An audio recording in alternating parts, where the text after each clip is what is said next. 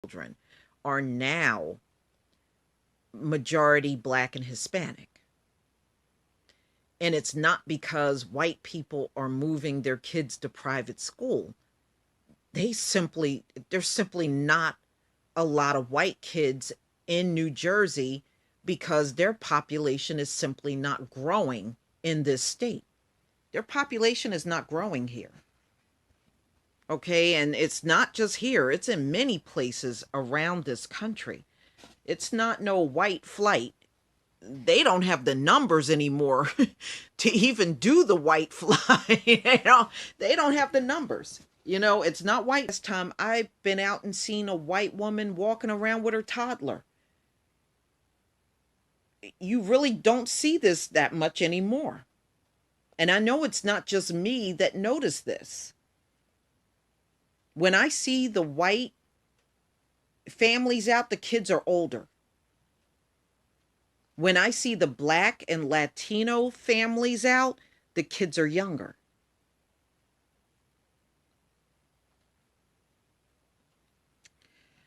But please tell me what you think of this article.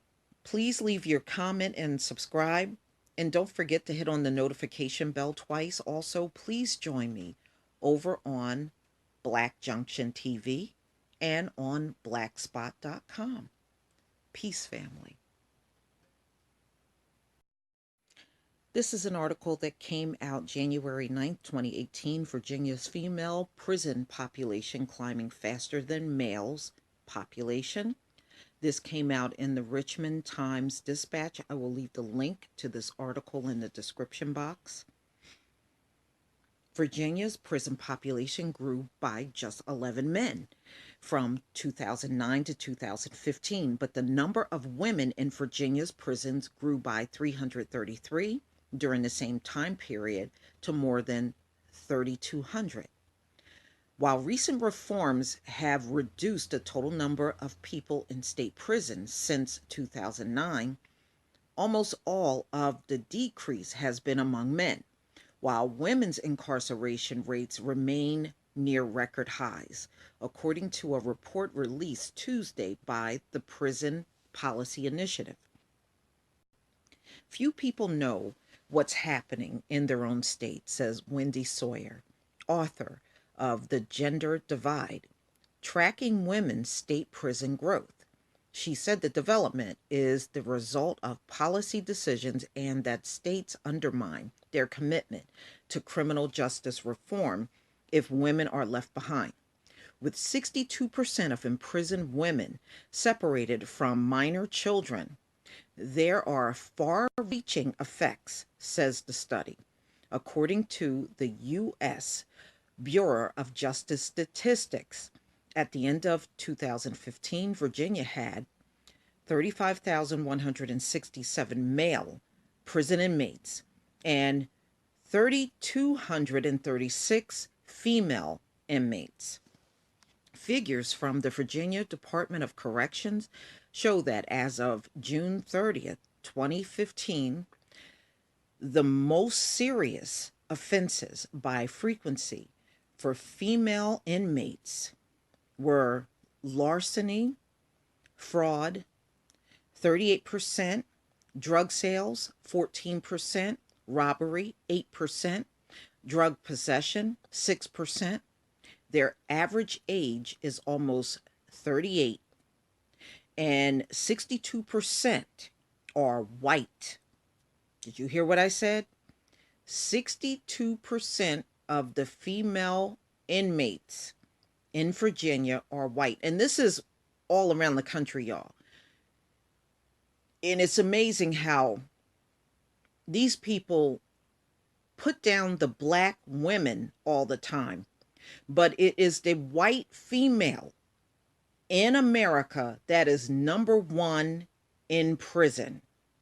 And it is the most hidden thing in America as well. I mean, with 62% with numbers like this, they have no room to talk about Black women. And 37% Black. So 62% are white in prison. These are white females, and 37% of the inmates are Black women. The number of women in Virginia prisons for larceny, fraud, and robbery charges who also had drug convictions was not available. So there was actually more women, but those numbers were not available. Okay. This place always love to undercount everything because they know how bad it looks. The Justice Policy Initiative study reports that nationally, women's prison populations have seen much higher relative growth than men's since 1978. Nationwide women's state prison populations grew 834% over nearly 40 years, more than double the pace of the growth among men. Reason for outsized growth in women, female inmates, include the war on drugs and incarceration for violent offenses, account for about 1/3 of the total growth of women's state prison population since 1978 and over half of the growth since 2000. The change in women's incarceration rates has been smaller in some states, such as Maine, and larger in others like Oklahoma and Arizona. The variation underscores the need to examine state level data when making criminal justice policy decisions, conclude the report. Perhaps the most troubling finding about women's incarceration is how little progress states have made in curbing its growth, especially in light of the progress made to reduce men's prison population, says the report. Prison populations peaked nationally in 2009, but while the number of men incarcerated in state prisons fell more than 5% between 2009 and 2015. The number of women fell off just 0.29%.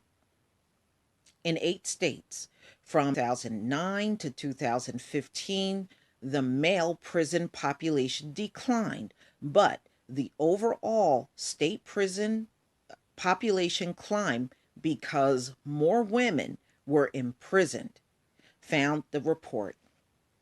In 19 states, women's state prison populations continue to outpace men's prison population growth after 2009. In Kentucky, Missouri, Nevada, and New Hampshire, almost half of total prison growth from 2009 to 2015 was in women's prison. In Virginia, North Carolina, Ohio, and Tennessee, more women were added to state prison populations than men.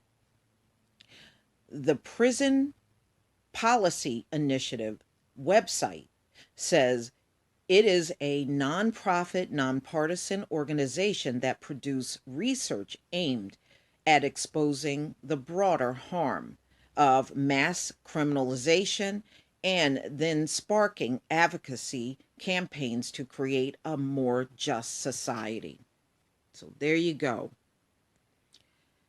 So incarceration rates are dropping for men, rising for women, but especially among white women who are outpacing black women in prison. It's amazing. I wonder why they're not helping their women out of prison. I thought, never mind. I guess their high IQ was telling them to leave them in there. But please tell me what you think, ladies and gentlemen. Please leave your comment and subscribe. And don't forget to hit on the notification bell twice. And also, please join me over on Black Junction TV and blackspot.com. Peace, family. I was listening to a couple of videos, and People were talking about the population and how the white population will be smaller, but hanging on to the power and all this stuff. And I have to completely disagree with all of that. And let me please explain my side of things. First of all, many of you that are talking like that, you left out so much pertinent information. And you're just not looking at the bigger picture. The Caucasoid population is acting out right now, and you see racism going through the roof, is because they know what's happening to them. They're fully aware of it. And if they don't start reproducing, or things don't change where they start maintaining a strong population, it's pretty much over for them. This is why they have somebody like Donald Trump in office.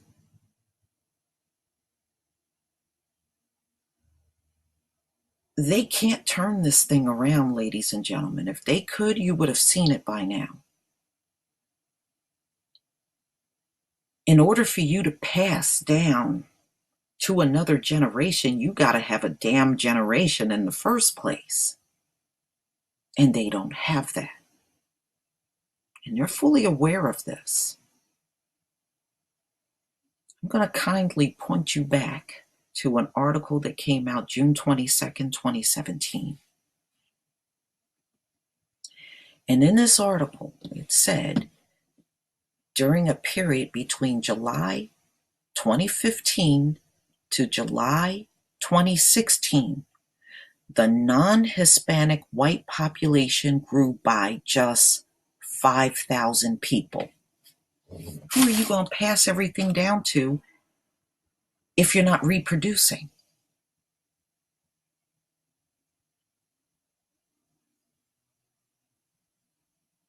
That's not enough for them to keep a grip on this American economy.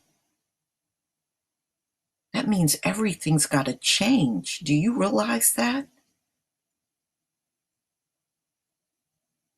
Everything's got to change. What do you think this 5,000 people are going to do? They're going to be the police officers and the judges and the lawyers. They can't be everything. Just like if it was only 5,000 black people, we can't do everything.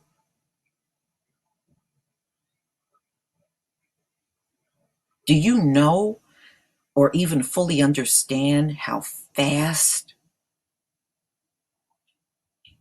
the white population is declining? They're declining fast, ladies and gentlemen.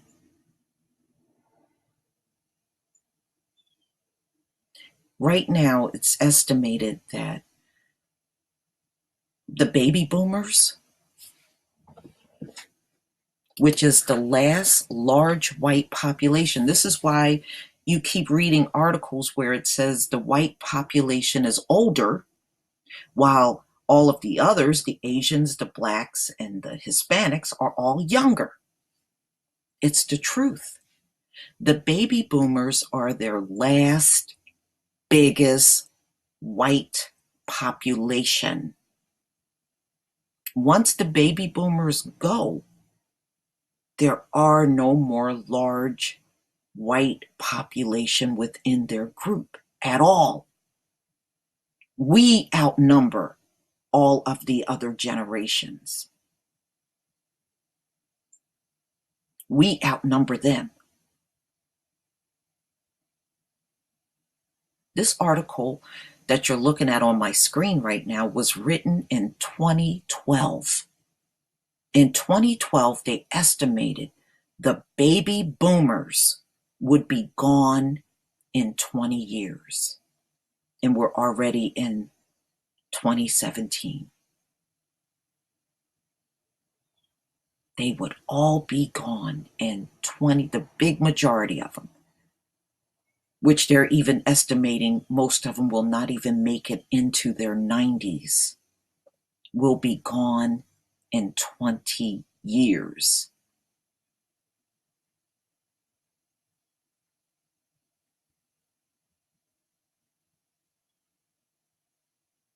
Think about that. And they know it. And it says right here, 2012, 20 years from now, the baby boom generation will be dying off rapidly. Rapidly.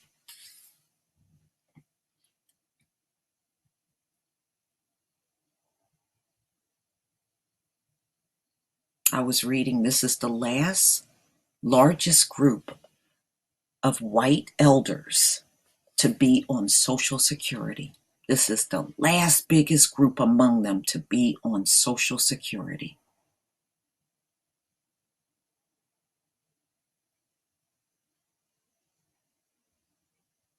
After this group die out, the other groups getting Social Security will be much smaller.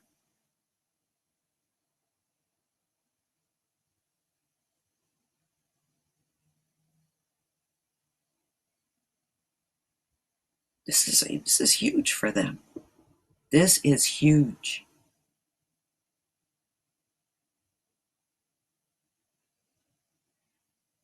Some are calling it the silver tsunami. That's how fast they're going to be dying out. The silver tsunami.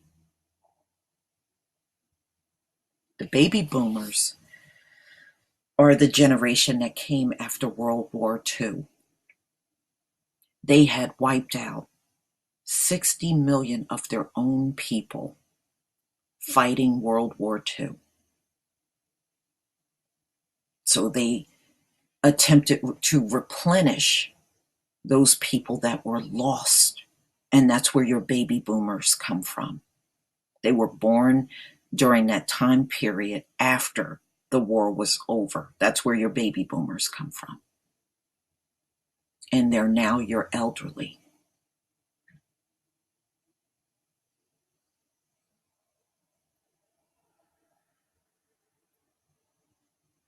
Now, I want you to think about 5,001 year.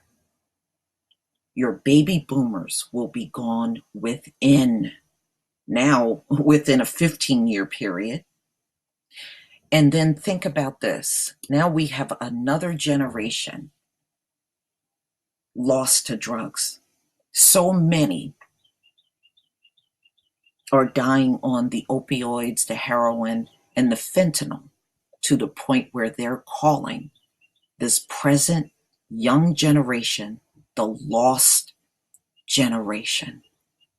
That's how many of them are dying. I have a story that I'm going to be doing a little later saying that they're up to 150 deaths, drug deaths per day. And you have the baby boomers dying out at the same exact time period, ladies and gentlemen. The vast majority of your drug deaths are white. Most of them are white males between 25 and 54. These are also the people that are, number one, having a hard time finding work. A lot of these drug addicts are unemployed. A lot of them are. Companies just simply don't want them. And the ones they have working, they're losing. This is why you're seeing more articles complaining about productivity dropping on these jobs, declining and it's lower because of the drug addiction. These drug addicts don't come to work. They don't come to work. And in many cases, they don't call out. They just disappear. And then you have a situation where a lot of junkies are trying to work to get at least one paycheck.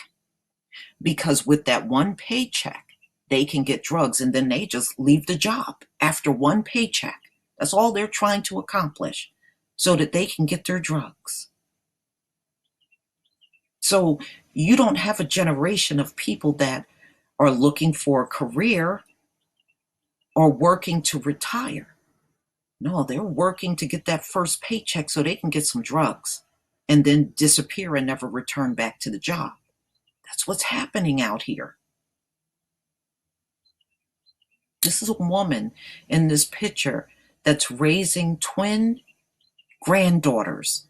Her son died of heroin when they were just 6 weeks old. This is happening to a lot of white elderly people now. They either got a son or daughter, or both the husband and wife are on drugs and can't raise the kids. This is why the foster care system is exploding with these white children. This is what's happening now. This is reality of what's going on in America. 23 million people in the US are addicted to drugs. That's a whole nation of people. This is why they wanted Donald Trump to declare this drug plague as a national emergency. But I don't believe Donald Trump is going to sign the declaration because it's been well over a month. He has not signed it. And signing it means billions more on top of what they've already poured into the drug addiction will happen. States will have access to that funding to fight the drug addiction that's going on. He won't sign it. And if you go back and look at the recent reports Donald Trump has put out, he only wants to fight it on the street level. He said that declaration is not to treat addicts out here at all. So if that's the case, nobody's going to be off of drugs. You're just going to fight it at the street level, but you're not going to give any money towards treatment. Then there's no way the addiction could possibly go away. But let's face it, they're not going to get the drugs off of the streets. It's too many drugs pouring into the United States all kinds of ways. If they could get the drugs off of the streets, you would have seen it by now, ladies and gentlemen. It's just simply not going to happen.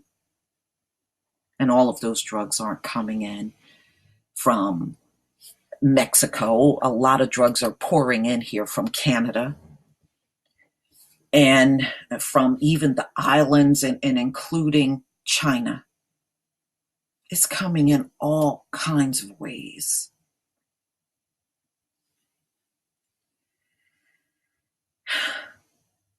And if he's not going to look to treat the people on drugs, then there's no way you're going to win the battle just fighting it on the streets.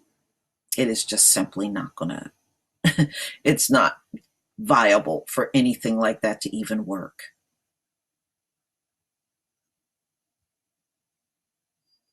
So now you're losing two major generations. You're losing the baby boomers and now this generation, which they're calling the lost generation.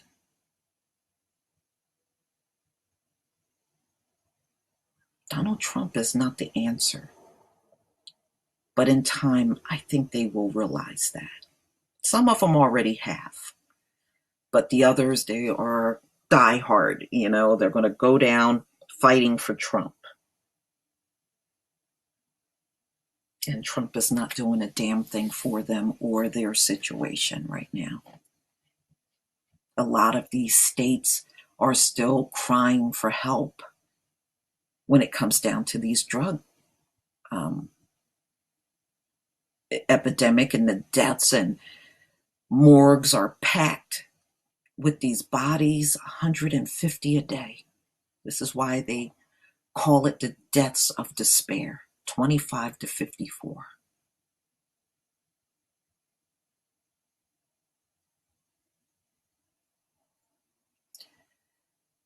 Now, we have to throw one more thing in that's going through the roof. That's the suicide rate. Now, most suicides are white males, and these white males are between 35 and 64. And for the white women, it's 45 to 64. For the males, 35, I believe. Let me just go down in this. Yeah, it's like 35 to 64 is the sharpest. And these are primarily your white males. Um, and the suicides in America are at 121 per day. And that was as of 2016, 121 per day. Drug deaths, 150 a day. And then you got the baby boomers, and I'm not sure how many per day, but these people are old. They're elders. Okay? You got all of this, ladies and gentlemen, going on all at the same time. All at the same time. They know how serious it is. That's why you got the cops acting crazy. But what they don't realize, that is not the answer.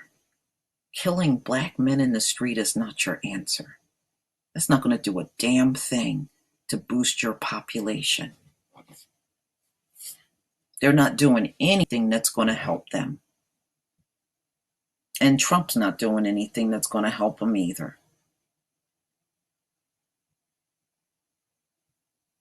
Killing us, that's not the answer. They've been killing us for centuries. And it has not put a dent in the black population.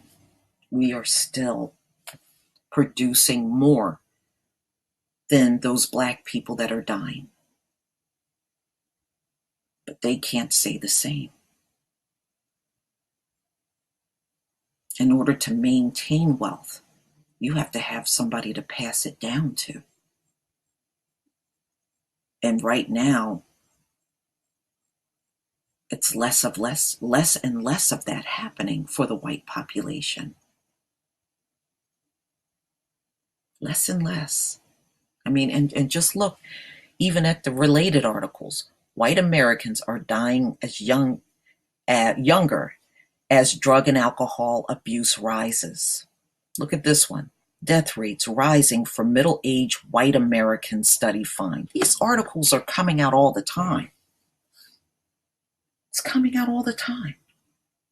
And it's mostly about them, the white population, and what's going on with them, because that's where most of the deaths are in America.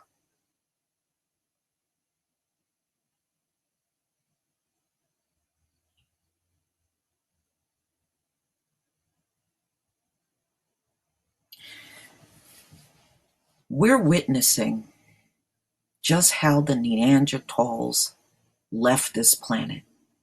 I think they left it the same way that we're watching the white population go. I think they were no longer able to reproduce and keep themselves on this earth. And this is what's happening to them. We're watching history repeat itself. We're watching a group of people that just simply cannot reproduce themselves. And I do not believe it's not because they're aren't unable to procreate. I think they can procreate. They can have sex. But many of them are just not, the sexual acts are just not resulting in a pregnancy. Not like it used to. And I did another article maybe like 2 months ago of how white couples are now running to Eastern Europe for surrogate mothers to have their babies. Now, if they were reproducing, why would there be a need to run to East Europe for a baby? And even the Eastern Europeans, when you look at their numbers are dramatically down. But this is what they're doing. You would never do that if you weren't having trouble with reproduction. And like I said, when I go out, I barely see white women with toddlers. I remember even 15 years ago, I would go out and you would see them pushing the baby carriages and the strollers with the babies, and you hardly see any of that. You know, when I see many white parents now, they got teenagers with them. You see very few of them walking around with toddlers and babies. Now, when I go out, see the black women and the Latino women walking around with babies and the Asians, but very few whites. When I used to see it a long time ago, but it's just simply not, I'm not seeing it now. And this, ladies and gentlemen, is worldwide. Everything in this country is going to change. You're going to see your police force and your legal system gradually become more black and brown.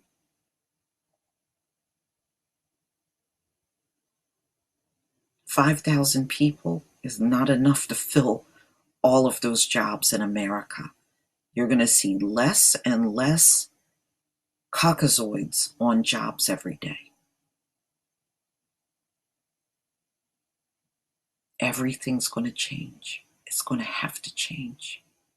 They right now don't have the numbers to keep the economic wealth going.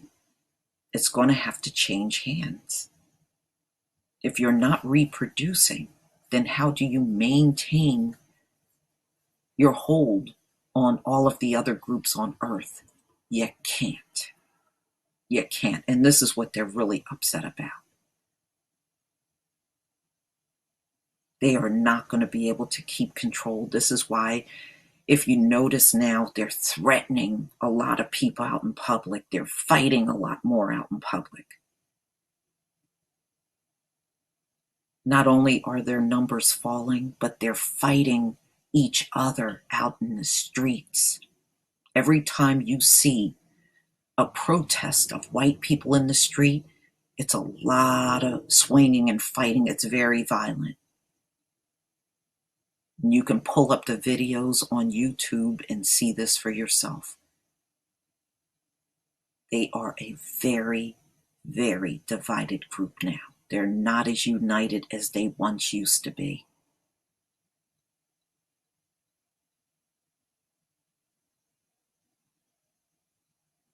And they already know this.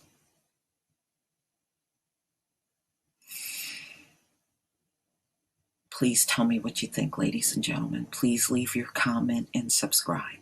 And if you can donate to my channel, please do. Please tell me what you think, ladies and gentlemen. Please leave your comment and subscribe. And if you can donate to my channel, please do. Peace, family.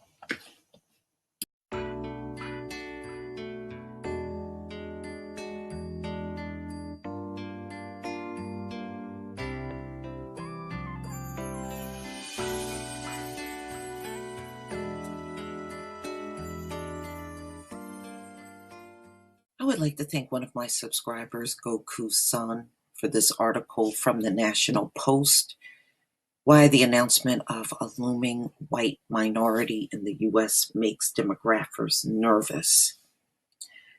In a nation preoccupied by race, the moment when white Americans will make up less than half the country's population has become an object of fascination. Ladies and gentlemen, they're already there. By the time they put articles out like this, they're already there. And we can see the way they're acting out on the streets and how aggressive the cops are towards the black community. It had already happened. It has. Their actions are showing it. No matter how much they're claiming this is off a few more decades, it's already happened. Number two, I believe they put these articles out just to buy more time. They're trying to buy more time. Oh, we're not going to be at that status until 2044. They're just buying some extra time. They're already there.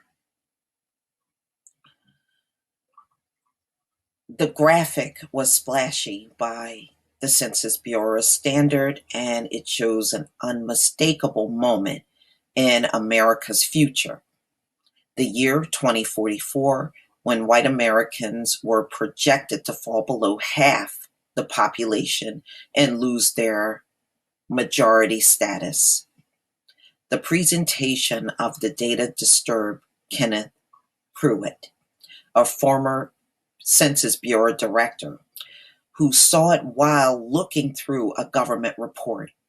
The graphic made demographic change look like a zero-sum game, that white Americans were losing, he thought, and could provoke a political backlash.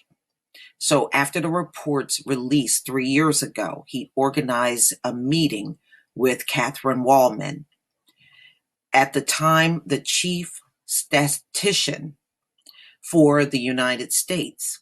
I said, I'm really worried about this, said Pruitt. Really, Pruitt? Nah, that's because those are your people. That's why you're worried about it. Now a professor of public affairs at Columbia University, he added, statistics are powerful. They are a description of who we are as a country. If you say majority minority, that becomes a huge fact in the national discourse. In a nation preoccupied by race, the moment when white Americans will make up less than half the country's population has become an object of fascination. For white nationalists, it signifies a kind of doomsday clock, counting down to the end of racial and cultural dominance. For progressives who seek an end to Republican power, the year points to inevitable political triumph when they imagine voters of color will rise up and hand victories to the Democratic Party. Boy, I hope that doesn't happen. I hate the Democratic Party. I hate the Republicans because I think you're both full of crap. But many academics have grown increasingly uneasy with the public fixation. They point to recent research demonstrating the data's power to shape perceptions. Some are questioning the assumptions the Census Bureau is making about race and whether projecting the US population even makes sense at a time of rapid demographic change when the categories themselves seems to be shifting.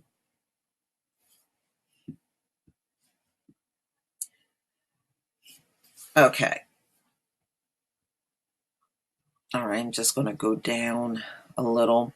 Their findings, first published in 2014, showed that white Americans who were randomly assigned to read about the racial shift were more likely to report negative feelings towards racial minorities than those who were not.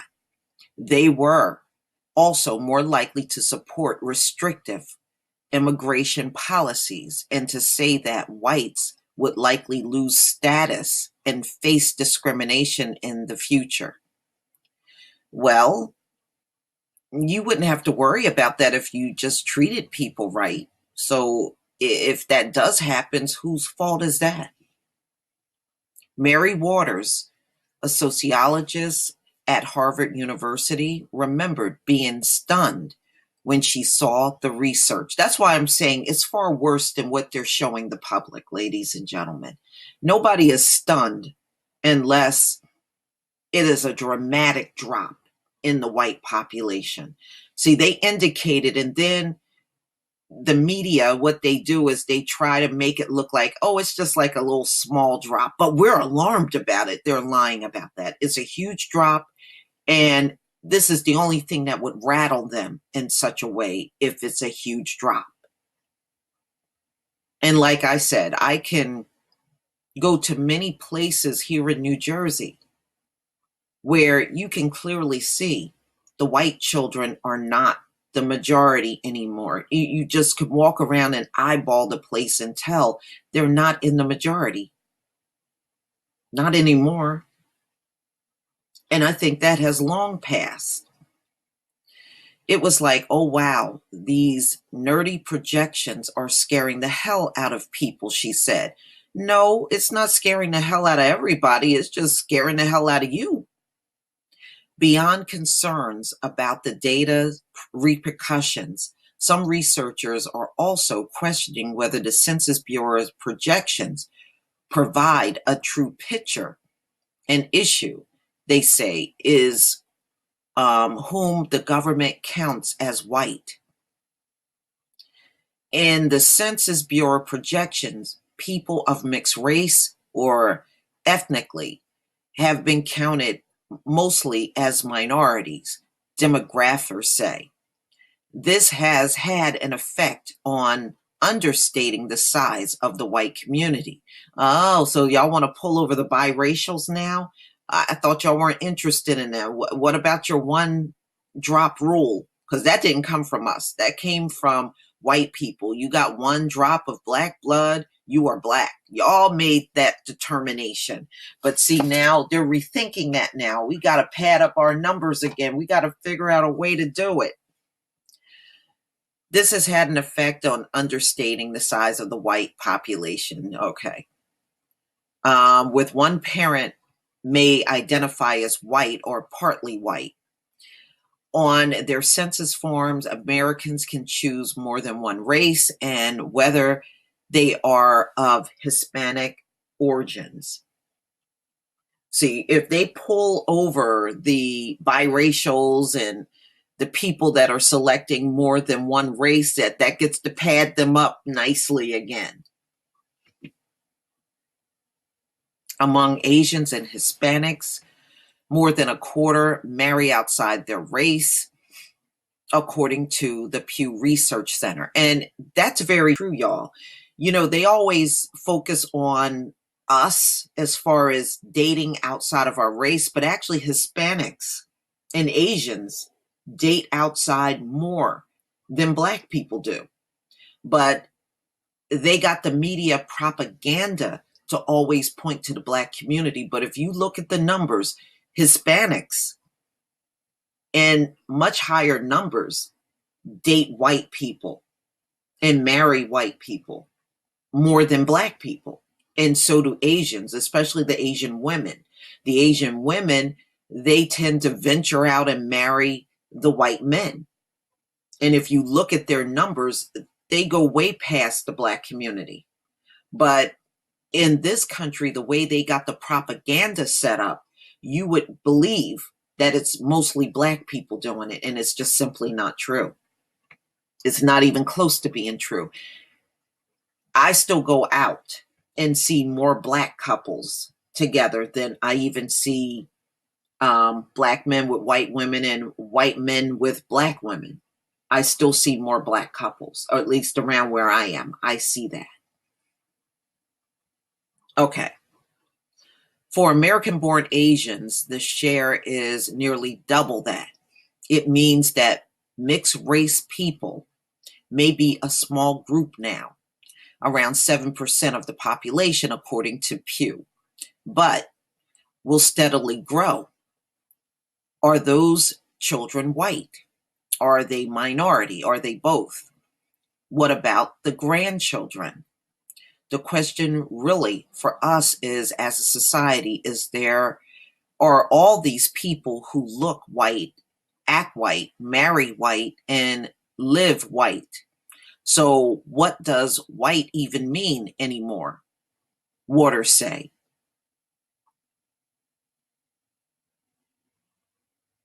Is this woman for real? I mean, all of that has been happening in the country for a long time.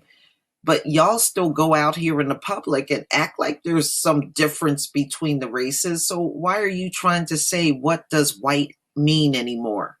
Obviously, it means something. Y'all got Trump up in the office. It means something to him. We are in a really interesting time, an indeterminate time, when we are not policing the bounty very strongly.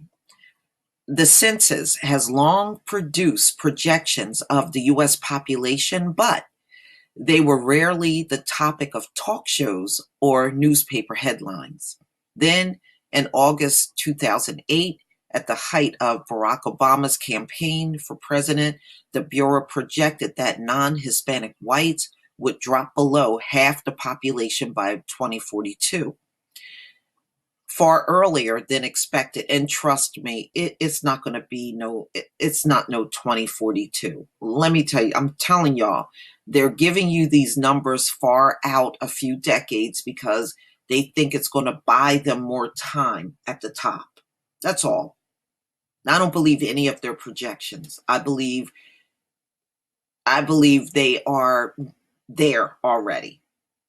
I do. I believe they are there, but they don't want to let that information out in the public just yet. They need a little more time, but I believe they're already there just from the way they're acting, both in person and online. Tells me something ain't right. These people are not very good at hiding things on an emotional scale. Okay. Um, that's what really lit the fuse, said Dow Myers, a demographer at the University of Southern California, referring to 2008 projection. People went crazy. Now, why would you go crazy if you were a strong majority group in the country? Why would you go crazy in 2008?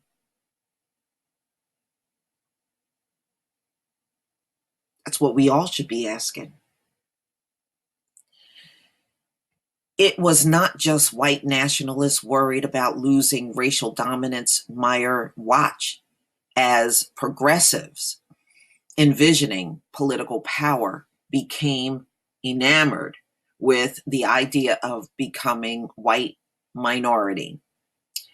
He said it was hard to interest them in his work on ways to make the change seem less threatening to fearful white Americans. For instance, by emphasizing that the good that could come from immigration. Well, I don't know what you're so upset about. You're not even the minority. You're already the minority on the planet. You always have been. You never been the biggest group on this earth. You never been the biggest one on this earth. Never. Okay. It was conquests our day to come, he said, of their reaction. They wanted to overpower them with numbers. It was demographic destiny. Myers and a colleague later found that presenting data differently could produce a much less anxious reaction. In work published this spring, they found that the negative effects that came from reading about a white decline was largely erased when the same people read about how the white category was in fact getting bigger by absorbing multiracial young people through intermarriage. You see that? Now they're trying to incorporate biracials when they have rejected them for centuries. That's not going to help them, though, ladies and gentlemen. It's not going to help the white Europeanized person here at all. It isn't. You're going to still see them diminish in numbers. It is unclear exactly the idea of the majority minority crossover first appeared, but several experts said it may have surfaced in connection with the 1965 Voting Rights Act. Wallman, a chief statistician for the United States from 1992 to 2017, who helped develop the first government-wide standard for data on race and ethnicity that came into use in the late 1970s, said she did not like having to categorize by race, but the government had to for oversight. I wish we didn't have to ask, she said. But to me, that's the rock and the hard place. Race is difficult to count because, unlike income or employment, it is a social category that shifts with changes in culture, immigration, and ideas about genetics. So, who counts as white has changed over time. That's right. Again, if you were big in numbers, why would that constantly be changing? It wouldn't. If they were the size that they claim they are, ladies and gentlemen, the white category wouldn't have to change. But the fact that it's constantly changing, that tells you right there, they have been small for quite some time. In the 1910s and 1920s, the last time immigrants were such a large share of the US population, there were furious arguments over how to categorize newcomers from Europe. But eventually, the immigrants from Eastern and South Europe came to be considered white. That is because race is about power, not biology, said Charles King, a political science professor at Georgetown University. The closer you get to social power, the closer you get to whiteness, said King, author of a coming book on Franz Boas. The early 20th century anthropologists who argued against theory of racial difference. The one group that has never allowed to cross the line into whiteness was African Americans, he said. The long-term legacy of slavery. That's okay. You don't have to cross me over there. I'm quite fine with that. I'm quite fine with that. You don't have to cross me over into nothing. To Richard Albert, the sociologist at the City University of New York, the Census Bureau's projection seems stuck in an outdated classification system. The Bureau assigns a non-white label to most people who are reported as having both white and minority ancestry, he said. He likened this to the one-drop rule, a 19th century system of racial classification in which having one African American ancestor mean you were black. Well, we didn't come up with that. That did not come from us. The census data is distorted. The on-the-ground realities of ethnicity and race, Alba said. There might never be a majority-minority society. It is unclear. You know what, ladies and gentlemen? They are the keepers of the numbers. They are the keepers of the numbers. And they're not going to tell us what the real numbers are. They're going to always just give you articles like this. But I already know the numbers they're giving us are fabricated numbers. They are not the real numbers of this country's demographic. If they were really genuine, they would let each group keep their own numbers. But because they have to keep this deception going, they have to be the keeper of the numbers. and put out what they feel like telling the public about the demographic changes. Yes, it has changed a lot. The faces of the American public has changed a lot everywhere. And because of their fears, we are never going to get the true number of how the groups are break down in this country. They're going to always keep that at bay. But anytime you see pieces like this, you know it's far worse than what they're telling us. It would have to be bad because you got a large number of their young population dying.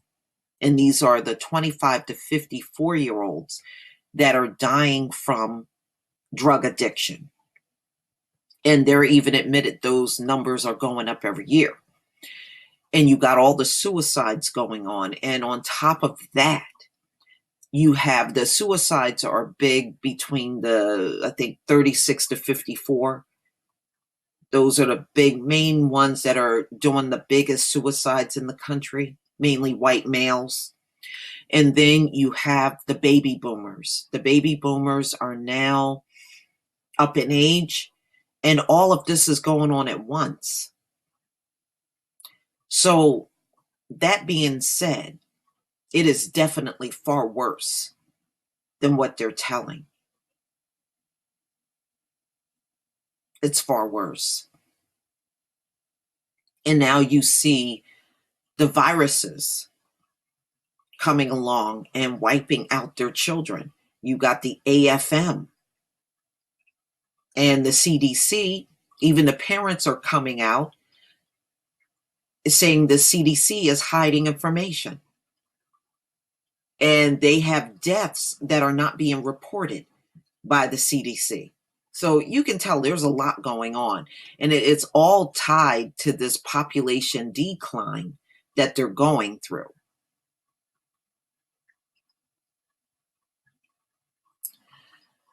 Okay. So now we are here in the 20th century, and they are now classifying Hispanics and also some Asians as white. Okay. And we can eyeball these people and tell they are clearly not white. But when you're in a desperate situation, you're going to pull anybody you can into your numbers. And that's what we're seeing. Okay, we are becoming a much more racially diverse society among our young generation, irrespective of the year or the turning point. The message need to come out about what the actual facts are, Frey said. Um, we are becoming a much more racially diverse society among our young generations. Others say that they are not sugarcoating statistics. Yes, they are. Yes, they are.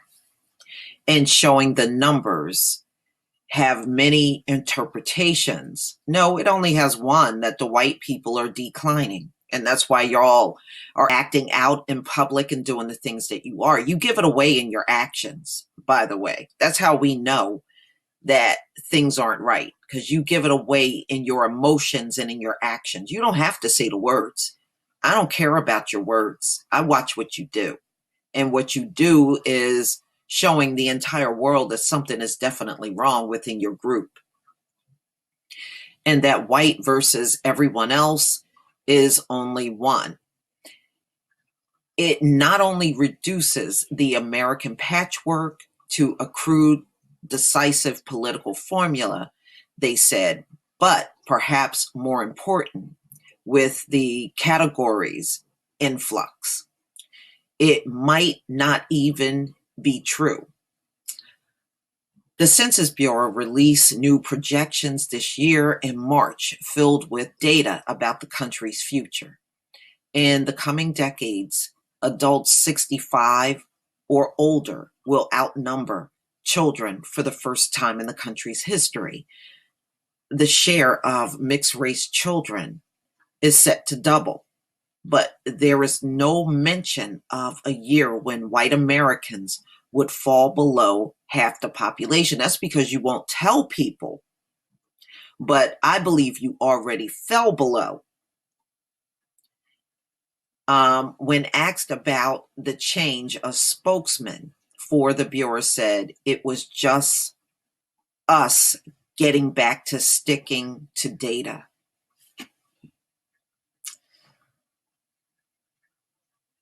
Ladies and gentlemen, they know they're in trouble. That's why they elected an idiot named Donald Trump, who on Thanksgiving Day, he said he was thankful for himself.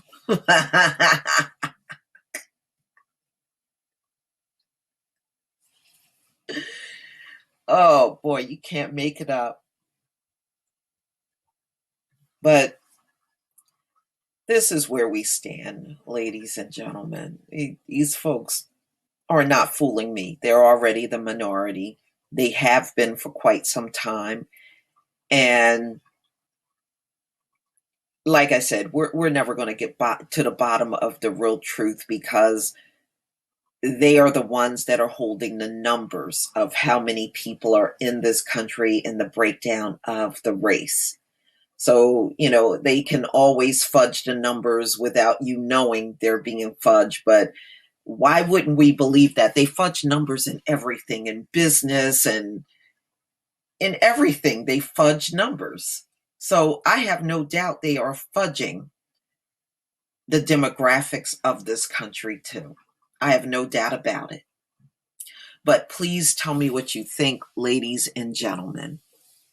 Please leave your comment and subscribe. Don't forget to hit on the notification bell, and I'll see you on the next video. Peace, family.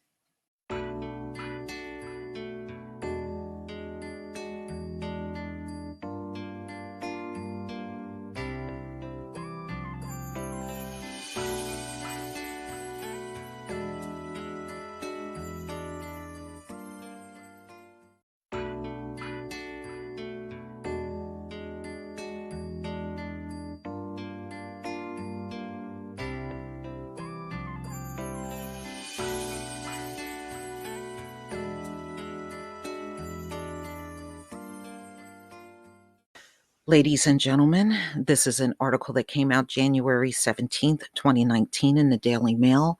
Nordic countries are desperate for babies. Falling birth rates could see an end to region's generous welfare state model.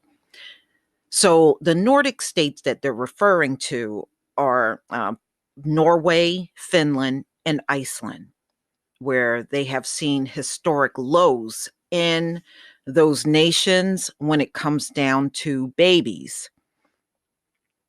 Nordic countries are desperate for babies amid fears falling birth rates could see an end to the region's generous welfare state model.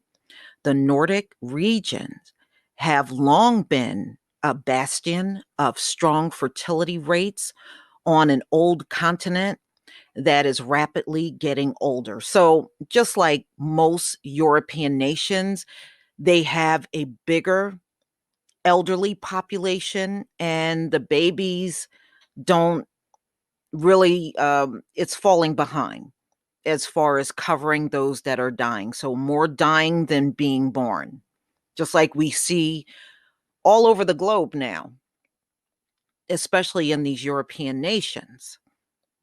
But they are now experiencing a decline that threatens their cherished welfare model, which is funded by taxpayers. Okay.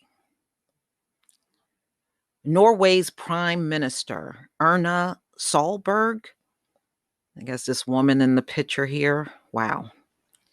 Some of these European women are hard to look at, issued a desperate plea to citizens and said Norway needs more children as she raised concerns over the amount of children being born. Norway needs more children. I don't think I need to tell everyone how this is done. Wow. In the coming decades, we will encounter problems with this model.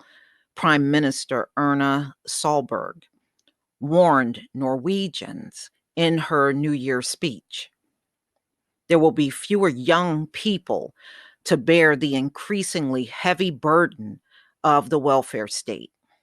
Norway, Finland, and Iceland birth rates dropped to historic lows in 2017, with 1.49 to 1.71 children born per woman. Wow. Yeah, they're looking bad. Uh, just a few years earlier, the birth rates hovered close to the 2.1 level required for their population to remain stable. In all of the Nordic countries, birth rates started dropping in the years after 2008 financial crisis. University of Oslo sociologist Trude Lappegard told AFP, the crisis is over now, but it's still falling. From Copenhagen to North Cape, from Helsinki to Reykjavik, um, demographics across the Nordic reveal two things. There are fewer large families, and women are waiting longer before having their first child. There is no single explanation but financial uncertainty and a sharp rise in housing costs are seen as likely factors. And well, see, that's the problem with these folks that are running the world. You know, the funny part is they think they're doing a great job running the world, but they are discouraging people to even want to have families. The cost of living is way too high. And people are afraid to bring another child into that. They can barely take care of themselves. You know, maybe if you didn't make everything so damn unaffordable, people would want children. And not only that, these policies that you have in place on jobs when people are out on maternity leave are horrible. You can tell a female did not come up with this stuff. It is very obvious. These systems pay for, among other things, lengthy parental leaves, which in Sweden can last up to 480 days. Well, see, there you go. They get to have a lot of time off to spend with their children. In America, is 6 weeks and then off back to work again. And they are looking at you like you crazy when you say that's not enough time. Ooh, man, these people are silly. Okay, experts present different diagnosis and prescriptions to remedy the situation. In Norway, one economist concerned about the effect the slowing demographic will have on economic growth has suggested giving women 500,000 kroner. I guess that's equivalent to 42,000 pounds in pension savings for each child born. Another suggested that, on the contrary, women in Norway who reach the age of 50 without having had a child should be paid 1 million kroner, since children also cost society a lot. Finnish municipalities have already decided to loosen their purse strings to encourage locals to get busy under the covers. Wow. In the town of Mihaikala, home of 2,000 people, is offering 10,000. I guess their money, their foreign currency for each baby born. I guess that's 10,000 kroner for each baby born and raised in the municipality. The number of childless individuals is growing rapidly, and the number of women having 3 or more children is going down. This kind of fall is unheard of in modern times in Finland. Okay, in Denmark, Copenhagen has meanwhile turned its attention to men who are in less of a hurry to become parents with women, with a campaign aimed at raising awareness about how sperm quality declines with age. The Nordic region already boasts a wealth of family-friendly initiatives, such as flexible work hours, a vast network of affordable daycares, and generous parental leave systems. But when all of that is still not enough to encourage people to have more children, immigration can be a lifeline. See, they're all relying on immigration. Immigration is not going to do what they think, or a threat, depending on the point of view. Sweden may have a falling birth rate, but it still comes in second in the EU behind France, with 1.85 children born per woman in 2016. That is largely due to Sweden's decades-long history of immigration. Immigrant women tend to have more children than the average Swede, with 2.6 children per woman in recent years. The town of Anneby in southern Sweden has one of the highest rates in the country, a phenomena attributed to the fact that it opened its doors to immigrants 2 decades ago. So it's because of the immigrants. It's not because of the Swedes at all. Anneby welcomed around 225. Oh, they're Africans. They got African. No wonder it's 2.6 per children. They got Eritreans from Africa in the early 90s, and just after that, it took in refugees from the Balkans. 1994 was the demographic record for the town. Okay, so they took in, yeah, well, that's why it boosted up, because you got them Africans there. The population growth among minorities has also fueled fears. A former justice minister in Norway, Per-Willy Amundsen, of the populist far right, made headlines when he called for family allowances to be reduced after a third child. He stated the goal was to stop Somalis. See, them Africans are coming in there having babies like rabbits, you know.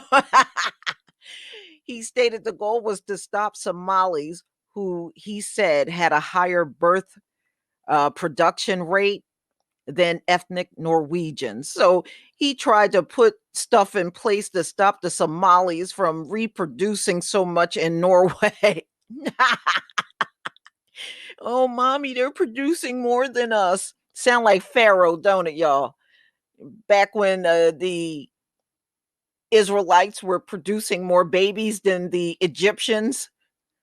He sounds like Pharaoh. But please tell me what you think, ladies and gentlemen. They're struggling just like all of the European nations are struggling with children, including America and Canada, you know, and parts of South America and those islands. They're struggling. But please tell me what you think. Please leave your comment and subscribe. Don't forget to hit on the notification bell, and I'll see you on the next video. Peace, family.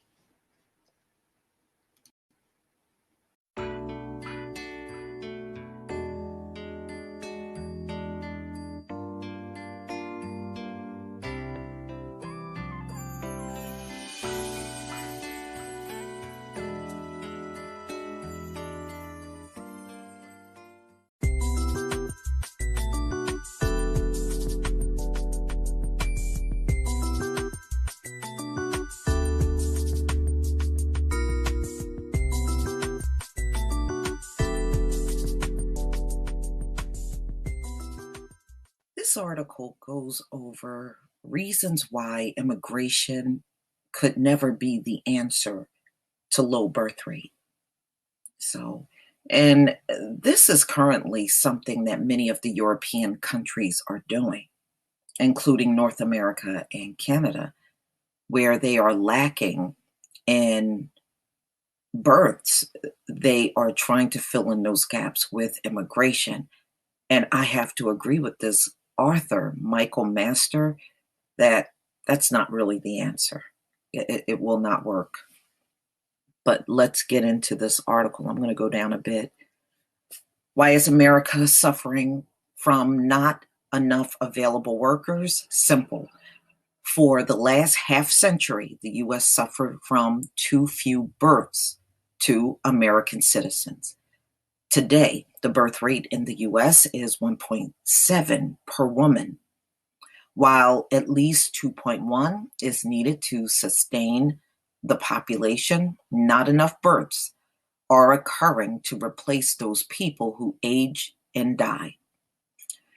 Of that 1.7, white women are at, listen to this, 0.9. 0.9, y'all. That is way, way below 2.1. While blacks are a little above with 2.0. All of the growth in the US population is from immigrants with birth rates well above 3.0. Canada, Europe, Japan, China, and Russia all suffer from the same problem, birth rates that are too low. The problem is so bad for white women throughout the world that the population of Caucasians dropped from 900 million, a quarter of the world's population, to 700 million, 10% of the world's population. That's huge. So their drop is worldwide. No matter what country they are in, if you have a bunch of Caucasians there, the birth rate is low. While the total world population doubled in size, at this rate, the world white population will shrink to 500 million, 5% of the world's population, while the world population increases to 10 billion from the current 7.2 billion. Wow. Now you know why they are acting out the way that they are. But the bottom line of the whole matter, y'all, all of that acting out is not going to change their situation. It really isn't.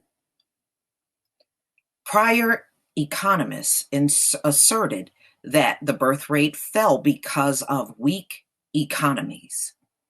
That's not why. You know, every country is not suffering from a weak economy. So if you look at, like he said, a half a century, right? 50 years, the population among whites have been on a decline. The economy was not bad during that entire 50-year period. And plus, we went through those recessions as well. We didn't drop. Okay. So, no, it is not economic. Current feminists assert that women should not have children because of global warming. It's almost like they're trying to mask and disguise the fact that this is really a genetic thing by throwing all of these other reasons into it. I mean, look, we're living through the same global warming. So what about the people that are not going through low birth rates and we're living through global warming? Both are excuses for not having children, not the root causes. I agree. This low birth rate started 50 years ago through good and bad economies, exactly as the draft was eliminated. Roe versus Wade went into effect. Women, more women enrolled in college and socialism. Yeah, that's right. I mean, everybody was into their own lifestyle. So that couldn't possibly be the reason global warming and the economy. No. If the population of a country is not growing, as in Russia, China, Japan, Germany, then the only way that the economies of those countries can grow is by increasing exports, which makes them dependent on the economies of other countries as their customers. That is the main reason why all of those economies are suffering economically today. Too much dependence on exports, no internal growth of consumption. Those Americans who were born in the early 1900s are called the greatest generation. They weathered the Great Depression, World War II, Korea, even put a man on the moon, which we know that's fake. They created the baby boom from 1945 to 1965, which fueled the greatest economic boom in the history of the world. From 1975 to 2005, they were overwhelmingly capitalists and Christians. If you take the countries of the world and sort them into groups according to dominant race for each country, you will find that the more socialist, sacralist countries in each racial group also have the lowest birth rates in each group.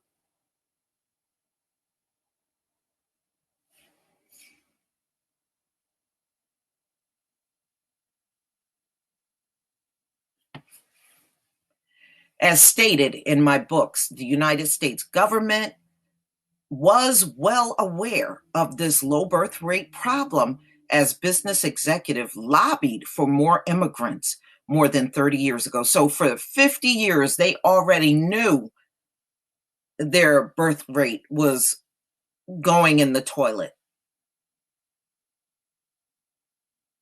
So they knew for a long time. I'm telling you, they had to know. Especially when you see exactly when the decline started. It started in the 50s. And it never bounced back up. It just kept going on a decline. Just like addictive drugs, immigration is an easy, immediate fix with long-term dangerous side effects if used too long and too often. Immigration is outsourcing births with all the same negative effects of outsourcing product manufacturing. Made in America need to apply to births, not just products. When immigration was introduced to offset the low birth rate, the H-1B and H-2B and green card programs were meant to be short-term gap programs until the nation could implement programs to increase the citizen birth rate. Well, as with most government programs, short-term gap became long-term permanent. Well, that just go to show you when they had to turn to immigration 30 years ago, they knew they would never be able to get their numbers up. To me, that's an indicator. You can tell me what you think in the comment section, but when they saw the birth rate was not going nowhere 30 years ago, when they start bringing in immigrants by the droves 30 years ago, that right there was a clear indicator they weren't reproducing even then.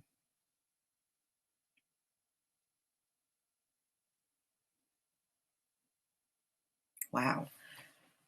Trump is attacking the low birth rate problems with tax reform, with cuts to immigration, with pro religion statements, and with a focus to make America great again. More needs to be done. Those things, I don't know why they think throwing money at this whole thing is going to turn around a birth rate. If you are genetically unable to reproduce, it doesn't matter what money people try to offer you.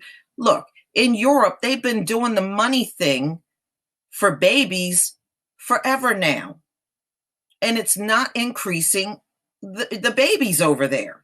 So that should tell you right there money is not the answer to what's going on.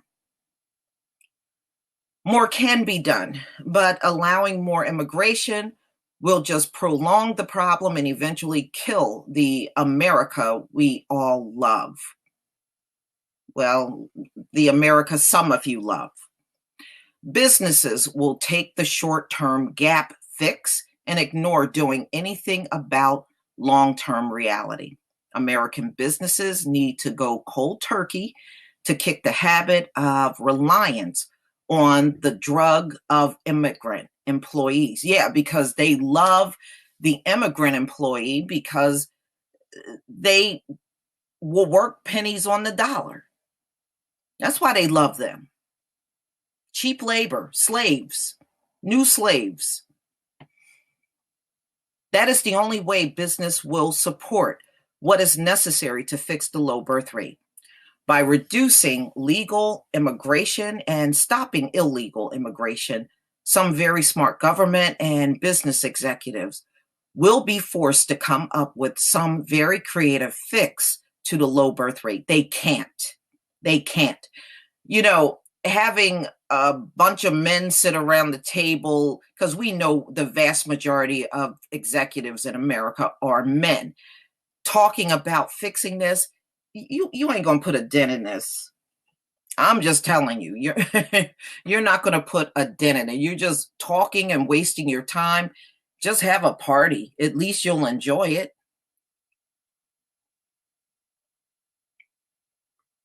They use immigration, then this problem will fester and even grow worse, as with any other addiction. Okay. So he's just going over things that could fix the birth rate. One, reinstate the draft. Every man and woman must serve at 18. That's not going to happen. But they do have selective service for women now. At least $12,000 tax deduction per child until 22. Child care leave and on-site child care at work.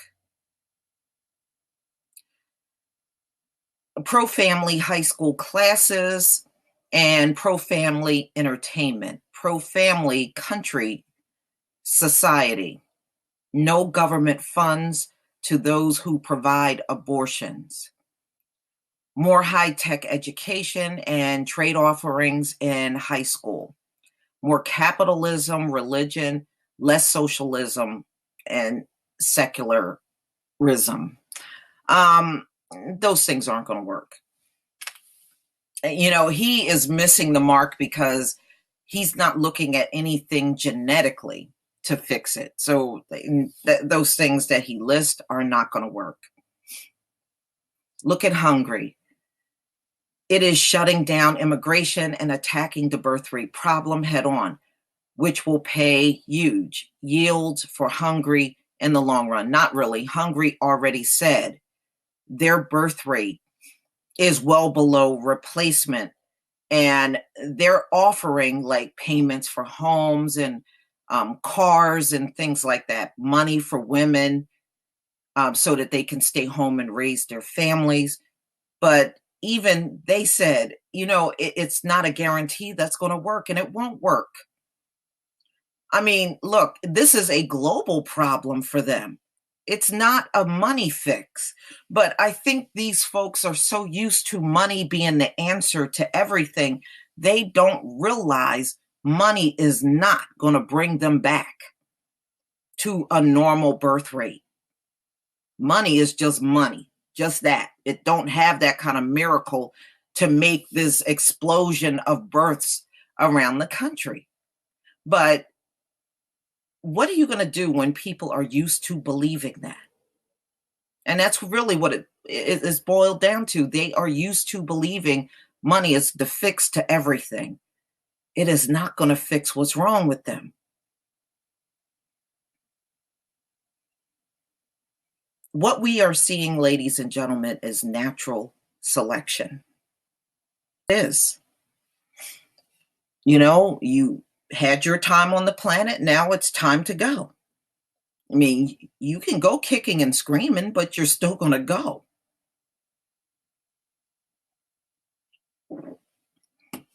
But I guess one day from Master here,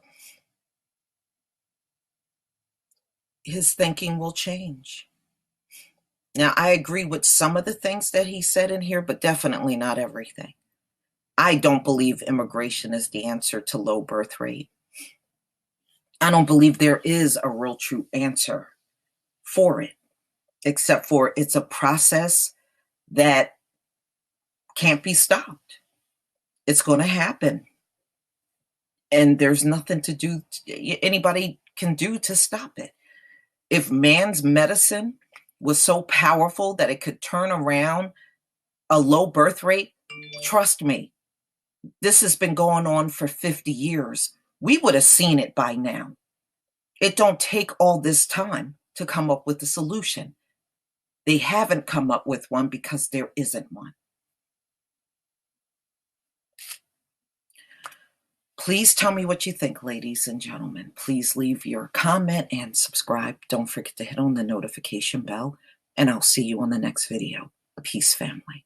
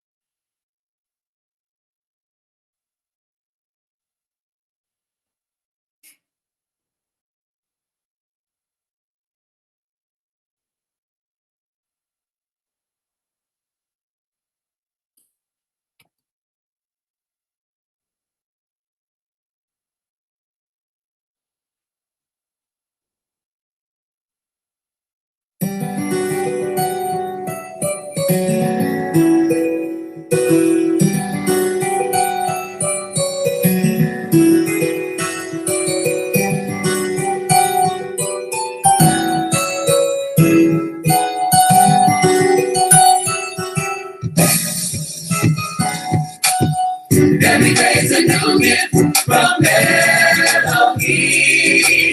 If I endure, he shall redeem. The test and trials, they come and strengthen me. Great is he in me. Great is he in me. Every day's a new gift from Elohim. If I endure, he shall redeem. The test and trials, they come and strengthen me. Great is he in me. Great is he in me. When I wake in the morning, I'm glad to see that your love for me still remains. Oh, how I long for the salvation, yeah, and your love is my delight. On my knees I pray, yeah, keep me in your way, and I will not be moved. In your love, stay, your peace, your joy, your word, I search for more. I need your strength to guide me through. For I know every day's a new gift from Elohim. If I endure, he shall redeem. The test and trials, they come and strengthen me. Great is he in me. Great is he in me. Every day's a new gift from Elohim. If I endure, he shall redeem. The test and trials, they come and strengthen me. Great is he in me. Great is he in me. There's no other beside you, great Elohim, and the joy you give is my strength. Now I can walk higher, with your love I'm stronger, as I walk by faith. Gave us your son as grace, daily we seek your face. By you our steps are ordered. Keep me, guide me, search for you completely. In all of this I yearn for you, Father, yeah. Every day's a new if I endure, he shall redeem. The test and trials, they come and strengthen me. Great is he in me. Great is he in me. Every day's a new gift from Elohim. If I endure, he shall redeem. The test and trials, they come and strengthen me. Great is he in me. Great is he in me. In me. Great God is he in me. Great God is he. Great God is he.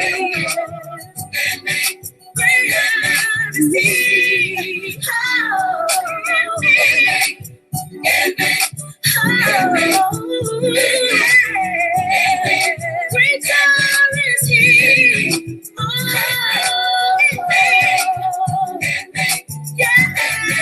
Great God is he. Great God is he. His words are lamp unto my feet. His words are lamp unto my feet. His words are lamp unto my feet. His words are lamp unto my feet. Oh, yes. His words are lamp unto my feet. His words are lamp unto my feet. Yes. His words are lamp unto my feet. His words are lamp unto my feet. Yeah, yeah, yeah.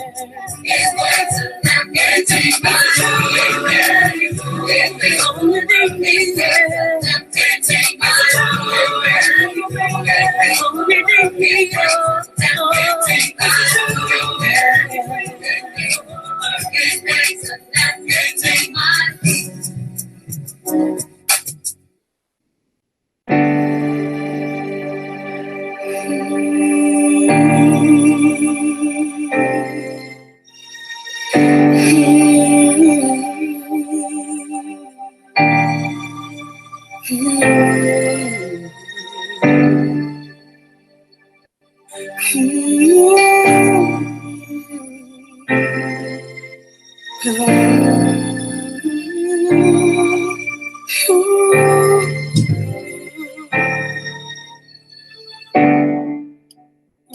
bow down and worship you. We glorify your holy name. We praise your holy name today. Today. Today. We bow down and worship you. We glorify your holy name. We praise your holy name today.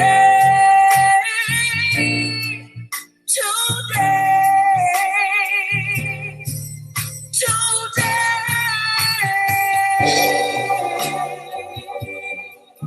Glorify your name. Glorify you. Glorify your name.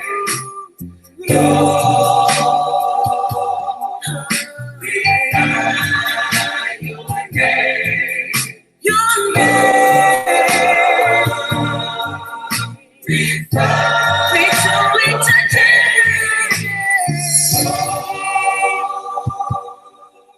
Glorify your name.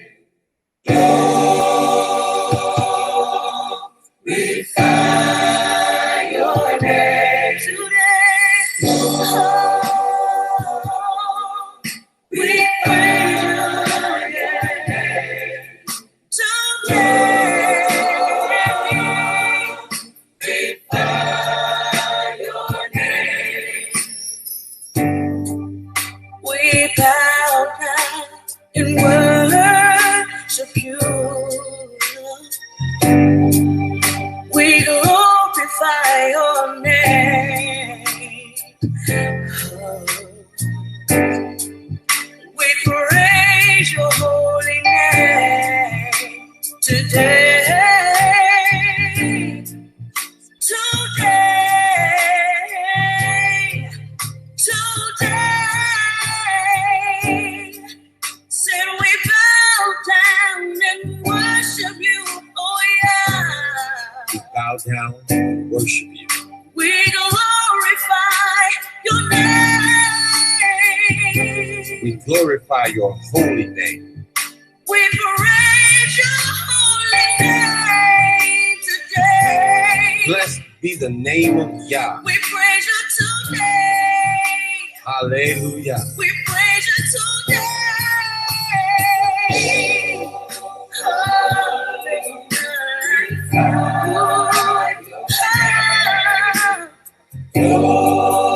In all the heavens, in all the earth, we proclaim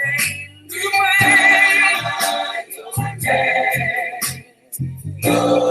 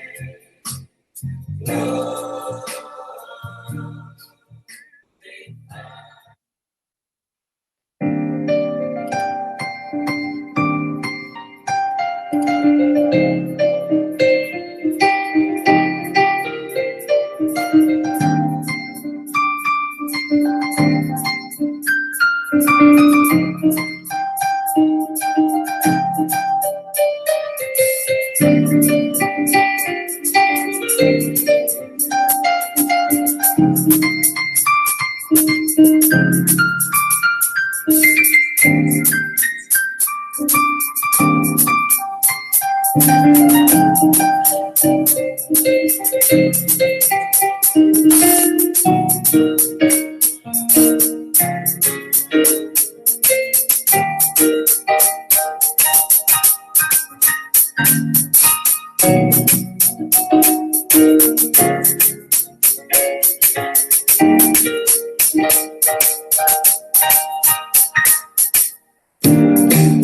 everlasting to everlasting, thou art God. From everlasting to everlasting, thou art God. Thou art God. From everlasting to everlasting,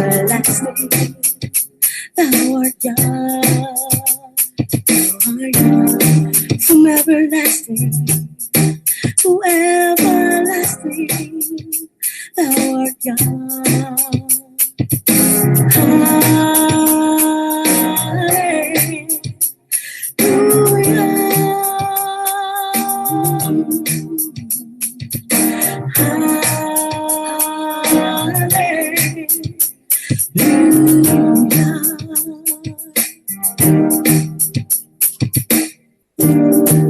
From the beginning, wherever the earth was, you were there. You were there. You had creation in the palm of your hand. Sun, stars, heaven above, and earth below. The tide of the sea and the direction the winds blow. A humble servant you have made in me. A humble servant you have made. And my only desire is to follow thee. Everlasting, everlasting, from everlasting to everlasting, thou art God. From everlasting to everlasting, thou art God.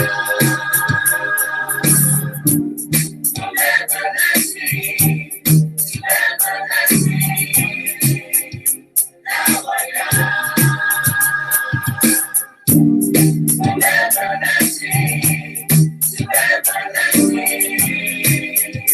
thou art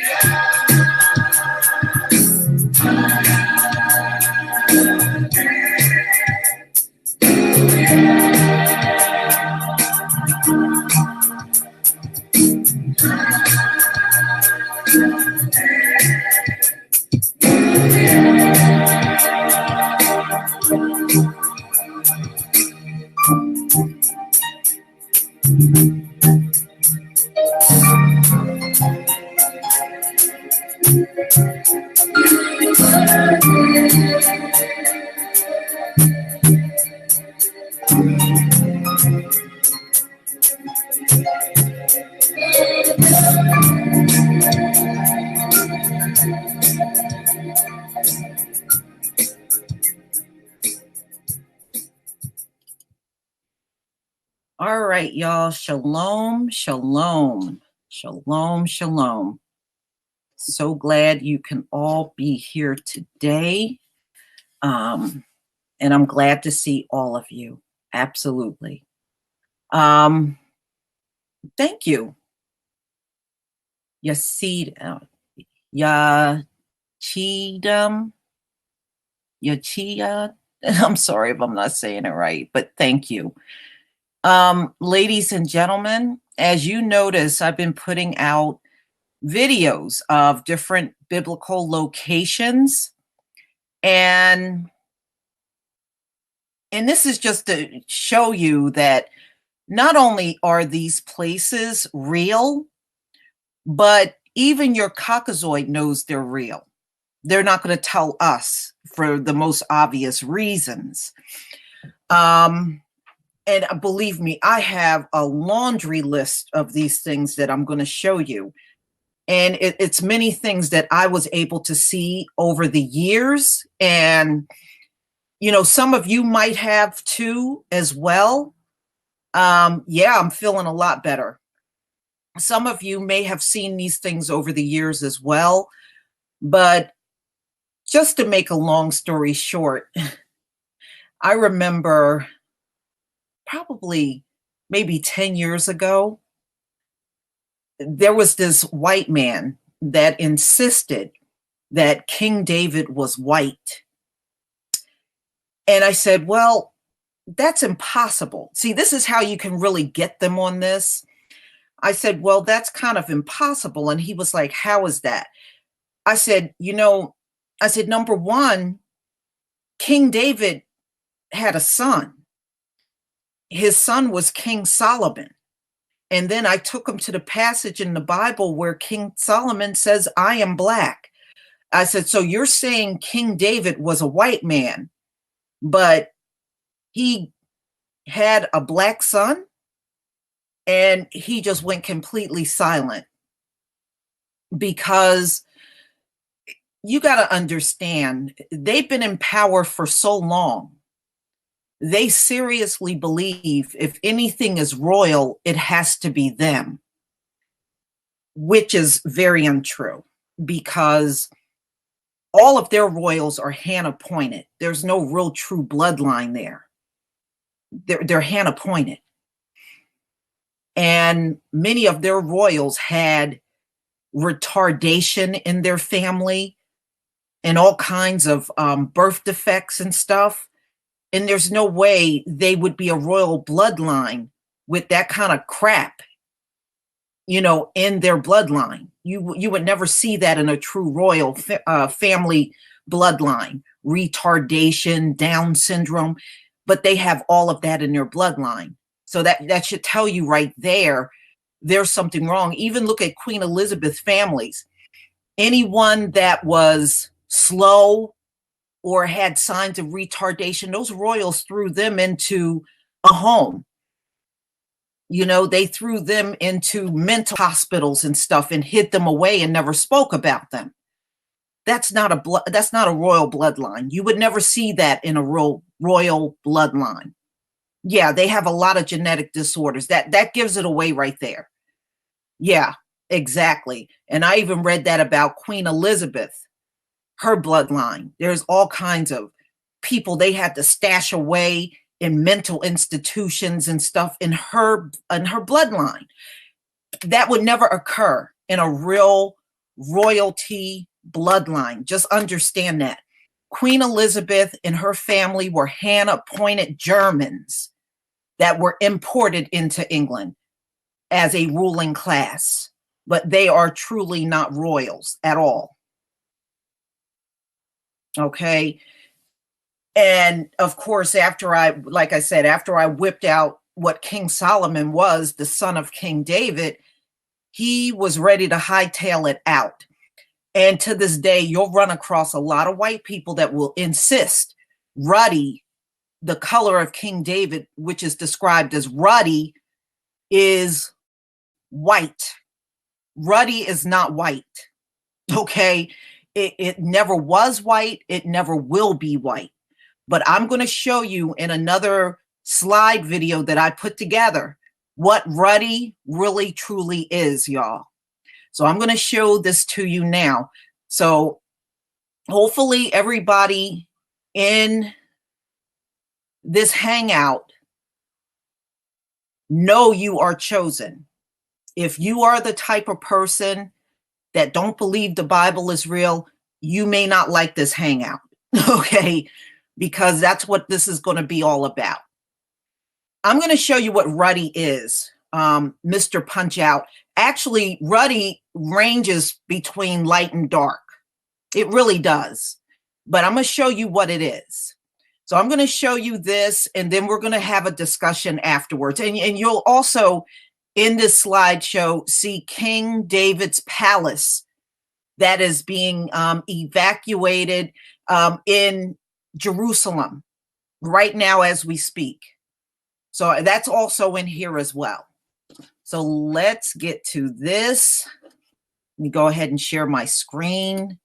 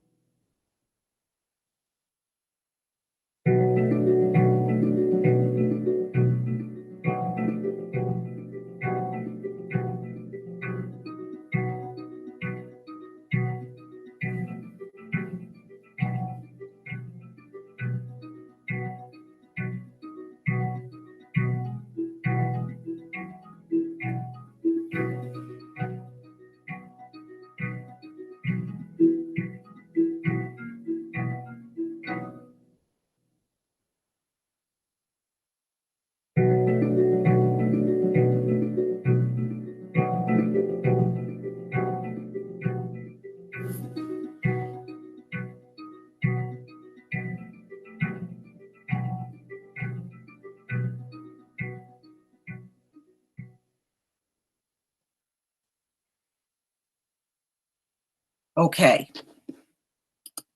ladies and gentlemen, that's Ruddy. Okay, that's Ruddy. You see that we have many Black people with a variety of Color hair. Yeah, absolutely. You know who else was considered ruddy? Malcolm X. Malcolm X was actually a natural redhead. But when you see him in so many black and white pictures, thank you. When you see him in so many black and white pictures, you don't realize it. But Malcolm X was a natural redhead. And also Red Fox, the comedian, he was ruddy. That's what you see. He was named Red because he had natural red hair. Red Fox is what you would consider a ruddy man. That is the color of King David, ladies and gentlemen. That's what they mean when they say ruddy. This ain't no white dude at all.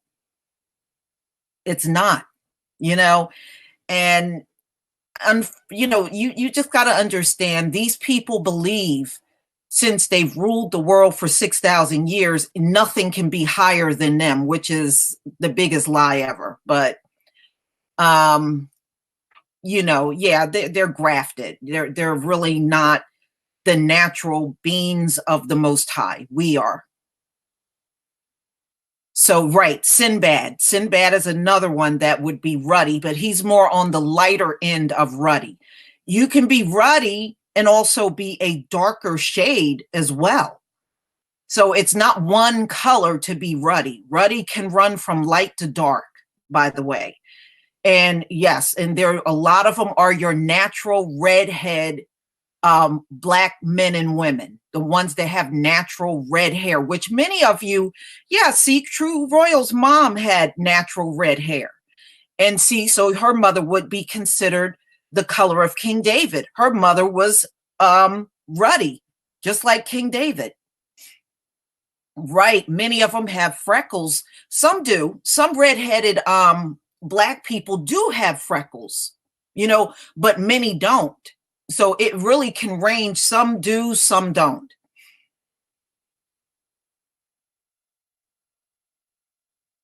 Yes, red bone. Exactly, Queen Forever. That's what we call them today. When we see people that look that way, we call them red bone. But that is what King David would have looked like. Right, right.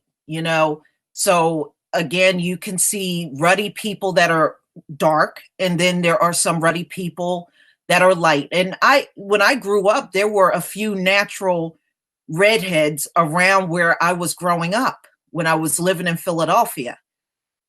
In fact, I went to school with a guy that was a natural redhead, and he was ruddy.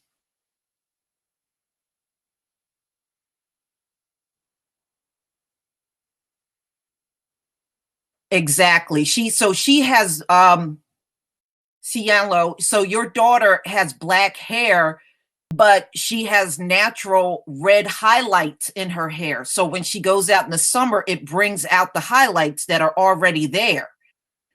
It's not just red in the summer. It may appear that way.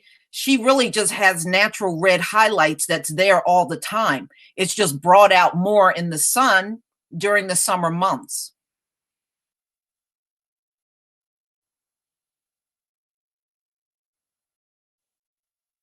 Yeah, exactly. So, I mean, some of you got it. So, you know what ruddy is. So, so please don't let white people try to define what ruddy is to you. Right. Sinbad is actually ruddy too. He's more on a lighter skin, but he is still ruddy. Right. Okay. So you guys got it. I don't have to explain what ruddy is. Y'all seem to have it. Hi, problem solver EF. Welcome. So, and it's like I said, a lot of times you can debunk these things by bringing up King Solomon. Usually they'll go silent and run away after that because they don't want to hear that part. And you'll also hear many white people will tell you, oh, I don't believe in the Bible. The reason why they don't believe in the Bible is because the Bible got too much judgment against them in there. That's what they don't like. And also, that's why many of them will tell you, oh, I'm atheist. Well, being atheist is not going to stop any judgment coming against you. Okay, you can be anything you want. That judgment is still coming, period.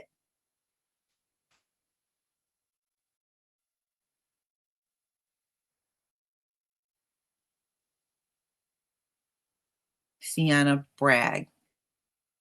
Oh, you're talking about Rihanna?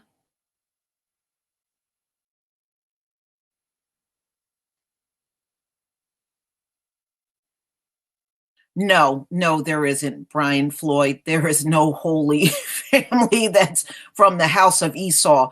And it doesn't make any logical sense that King David would be white. Why would the Most High tell us everything against the house of Esau, but he's going to pick a king from the house of Esau to be King David? Come on, it makes no logical sense. No, no. In order for them to be saved at this point, they would have to repent as a group. And, individual repenting is not going to save them. And we all know they're never going to repent as a group, as a whole. They're never going to do it. So they're pretty much doomed. Okay. Now, believe it or not, in Revelation, the Most High even tells us what he looks like on the throne. So we're going to go over that next. I'm going to show you another slide, and then we're going to cover some scripture. Let me see if I can find, that's David. All right, here we go. Let's see if I can. I think I might have found it. Let's see.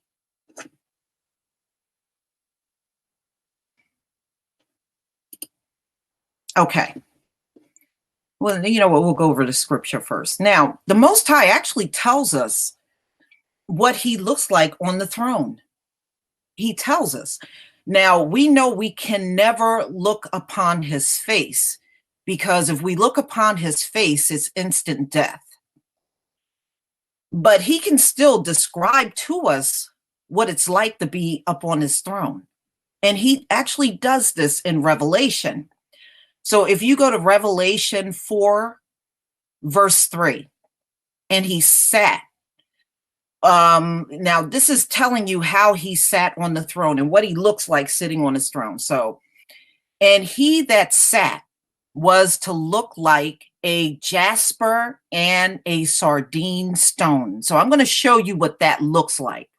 He is telling you what he looks like. So he is the color of a jasper and sardine stone. And there was a rainbow around about the throne. Now, the rainbow, ladies and gentlemen, is a reminder of the covenant that we have with the Most High. He made a covenant with us and all living things on this earth. Anything he created has a covenant with him. So we are his creation. The animals are his creation. All of the plants, the trees, the vegetation, those are his creations. And in sight like an emerald, in sight like an emerald. So an emerald, we know that as the green gem. That green gem also means fertility. Fertility. And what did he tell us to be? Fruitful and multiply. That's what he said. So his appearance looks like a jasper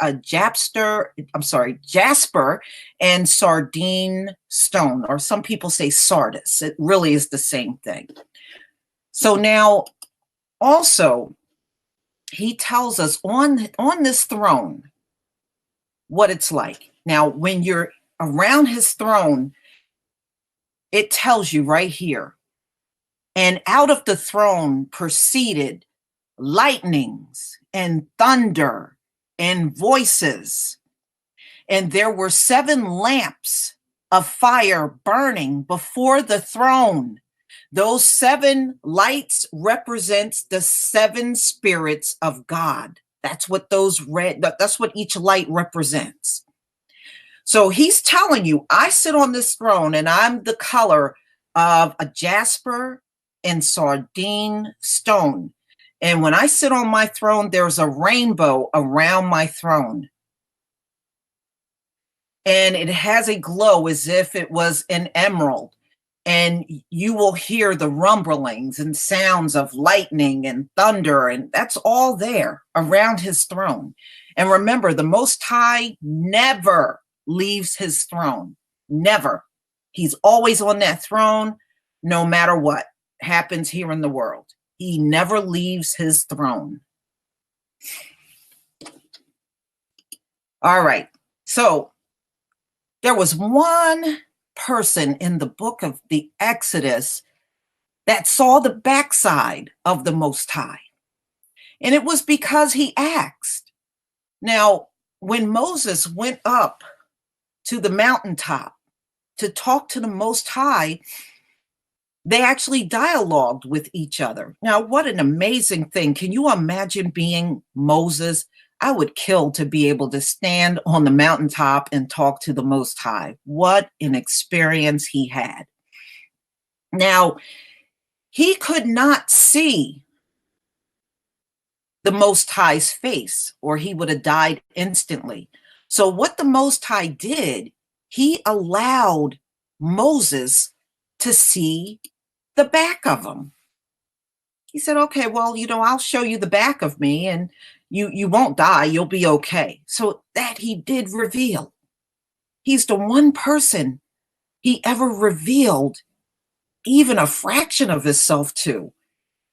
That had to be quite an experience to be on top of Mount Sinai and the Most High is revealing what the back of him looks like. I tell you, I would kill to see that. All right, so now let me show you. Here we go. I'm going to show you this video. And this is the appearance of our Heavenly Father.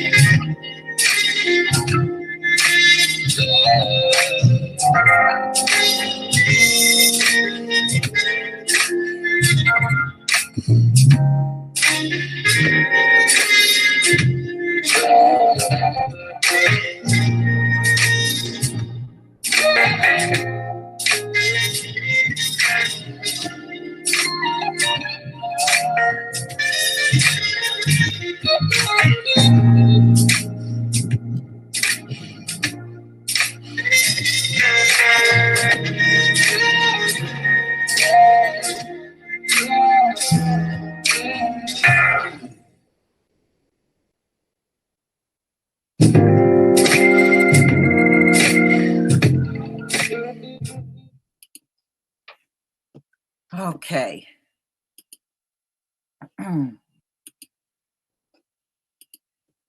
Now, you saw the color of the sardine and the jasper. So, just looking at those colors, do you see how we were made in his image? I sure do.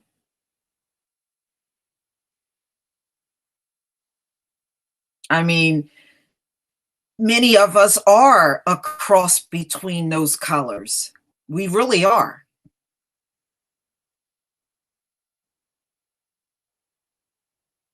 So, so most of us are a cross between those colors. When you look at sardine, the sardine stone goes from a dark to a light brown, and the reddish hue. So you can see what colors that he actually is. He's a cross between those two colors. Right. And you can easily come out with copper when you blend those two colors together. Absolutely. So, like I said, isn't it true that we're made in his image? When you look around at many of us, don't you see those colors? I sure do. Yes, exactly. Exactly. So when you look at us, you see those same colors as well, don't we? We from the lightest to the darkest person in those colors.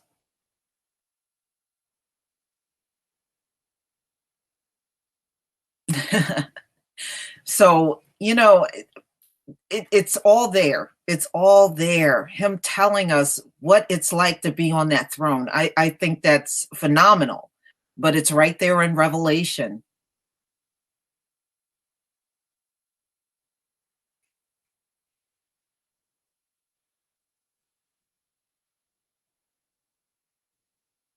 Oh, well, yeah, that's why Kathy, he's going to destroy those that spend their time hating us.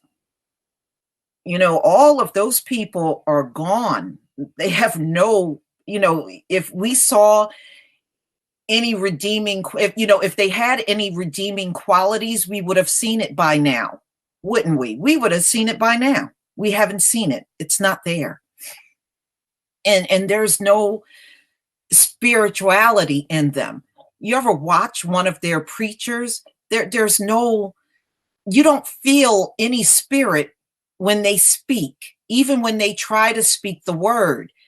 It does not have the same spirit of when you listen to a black preacher. They have that power in their voice to really stir and move a crowd, where when you listen to them, you don't feel anything. It doesn't even feel the same. The spirit is totally different when they speak the word or make any attempt to speak the word.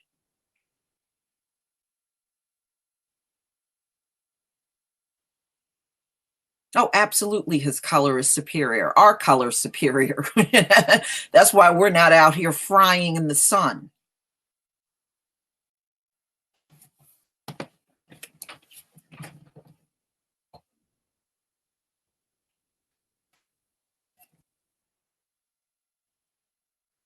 All right.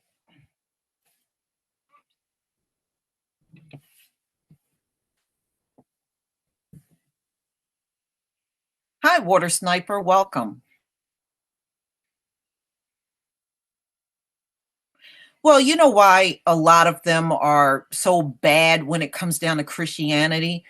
It's because, hey, Loretta, um, it's because even back during chattel slavery, they were taught in church by their own pastors that they weren't doing anything wrong by enslaving us.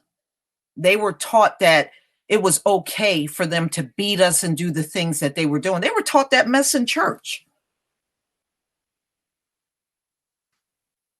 Loretta will be out of here in 5 minutes. She just she's just up here being nosy. She'll be out of here soon.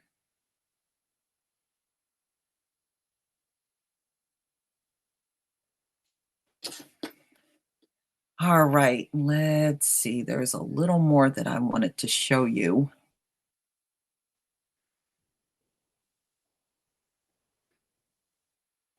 Well, yeah, like I said, they're non-believers because they already know their judgment is in the Bible. Anybody that's a non-believer, their judgment is in the Bible. That's why they don't believe. Yeah, it's turning out bad. I did a story that came out today that 53 children are now dead from that flu virus. I mean, it is no joke, y'all. It is no joke. Yeah, the Pope also sanctioned slaves. See, they were told it was okay to do these things. So in their minds, when they're mistreating you, they're not doing anything wrong, which we know is bull. That's why divine judgment is sure going to take them out of here.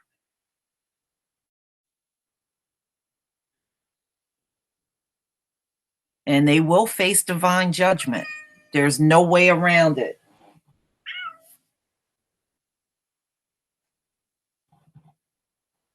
No way around it. Okay, so now let's get into, let's see. All right, here we go. Solomon. So all of these people that want to insist that Solomon, who is King David's son, couldn't possibly be black, which he tells you right here. So now we're in the Song of Solomon, and this is the first chapter, verse 5, where he's talking to a group of Hebrew women, and he's telling them, I am black, but comely. Now, the word comely means he is black and he is fine as hell. That's what it means. Comely means he's a good looking man.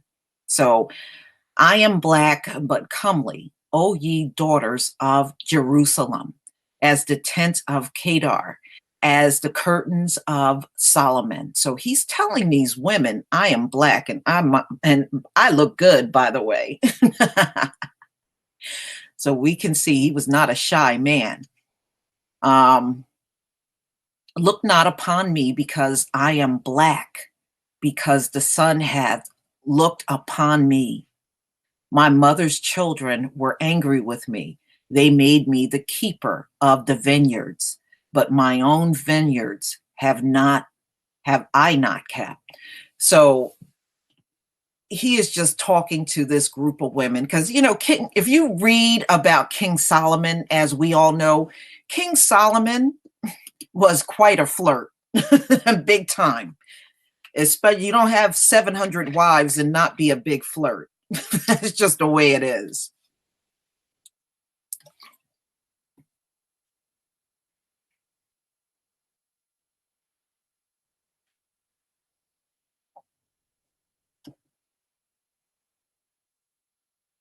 Okay, so there's no way King David could have been a white king and he gave birth with a black woman and had a black child.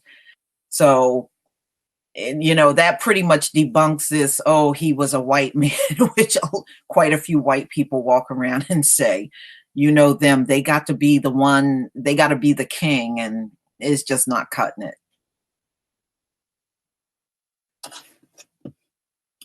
All right. So now I also had someone ask me about Asians in the Bible. What happens to Asians? Asians, ladies and gentlemen, are the result of incest. That's why they look the way they do. They look so different from everyone else. Asians will not exist anymore after the judgment. When we are left on this earth to continue on, you will not see another Asian face. Their judgment has been given a long time ago, and you can find their judgment in the book of Jeremiah, 48th chapter, and it pretty much goes over the fate of Moab. And if you go down to the second verse, there shall be no more praises of Moab.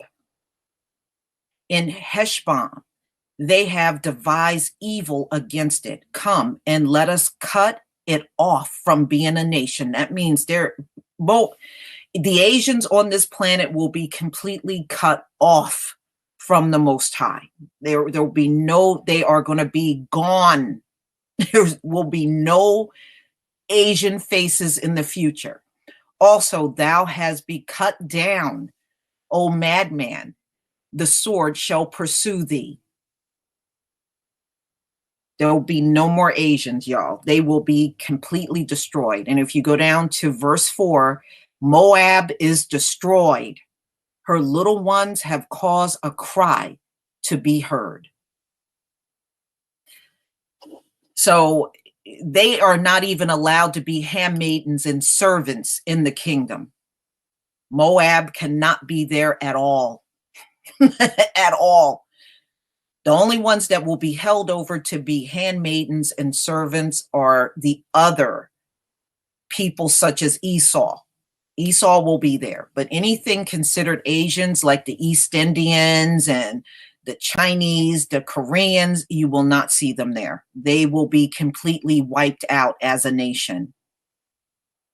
I know some people think that's mean, but these people are here because of Lot and Lot's daughter.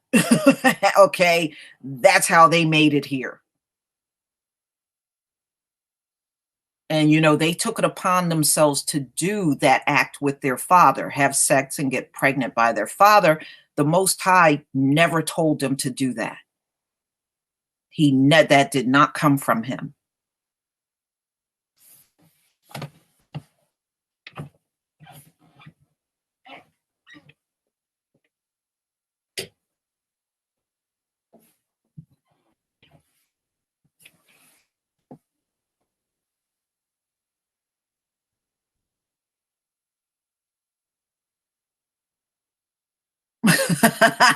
That's right, Lord Maul. King Solomon said, I am black and comely, not I am white with bubble backs and pus balls. Yeah, but you know what? Every single King Solomon movie, every single one, they always made it with a white man being King Solomon. Every single one. And same with King David movies. Every single King David movie, white actor. And King David was not a white man. Moab, right. Chinese, Japanese, Koreans, East Indians, because East Indians are also Asians. All of them are gone. Like I said, the Most High is not even going to allow them to be a handmaiden or servant. They are out of here.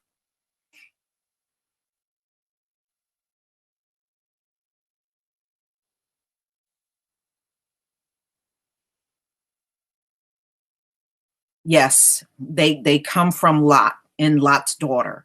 Remember, they got him drunk and they had sex with him and got pregnant, believing that after Sodom and Gomorrah, they had to repopulate the earth. People must go.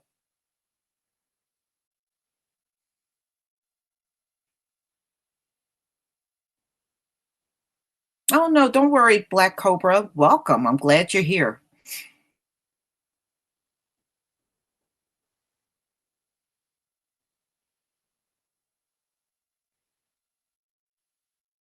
Right. Ham was not cursed. That's exactly right, Jada. Ham was not cursed at all.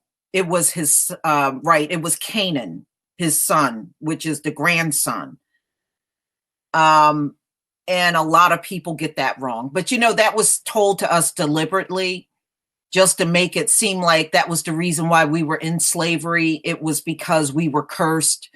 No, we were punished by the Most High. And that was because our ancestors' disobedience. Remember, our ancestors stopped doing Sabbath. They stopped doing the holy holidays. They were doing what they want. And it got so bad, Ephraim refused to do anything the Most High told them to do. Refused to do anything the Most High told them to do. Ephraim almost got cut off altogether for disobedience. They were being openly defiant towards the Most High. So they almost got kicked out as being part of the tribe. It got so bad.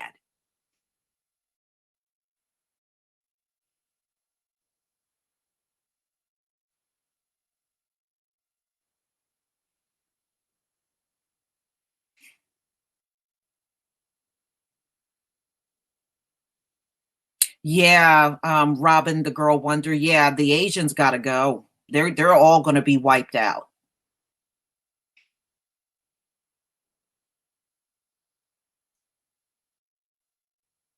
Yes, they did. They started worship and Baal, Baal. That was one of the gods they started worshiping over the Most High.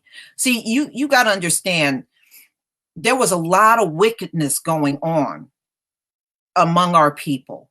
Not to mention all of the infighting. We used to fight each other. We had wars with the other tribes. We had things got really bad. The Most High got sick of our shit. He really did. He got sick of our shit. And that was the reason why we got in so much trouble with him and ended up in slavery. We were having, how, and I know I told some, and I know I told some of you before, how we used to have, we had drive-by shootings and we still have them in the neighborhood. We got on horseback and we started having horse buys. We got on the horse, and you have to also